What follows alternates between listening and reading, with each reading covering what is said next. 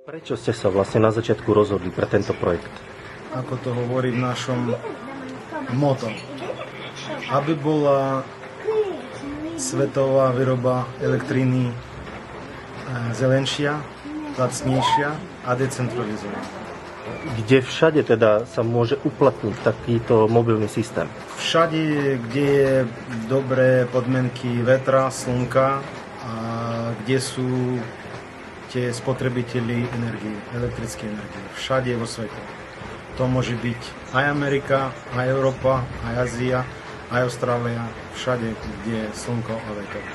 Ako sa vám to vlastne podarilo vôbec za tie 4 roky prepracovať sa od nápadu k prvému prototypu, pretože časť ľudí na tom pracovala na Slovensku, časť v krajine, ktorá je vo vojne, teda na Ukrajine. Ako sa vám to podarilo? To nebolo, môžem povedať teraz, nebolo to jednoducho, ale vojna a také ťažké podmienky menia ľudí a v nejakých situáciách robia ich lepšími.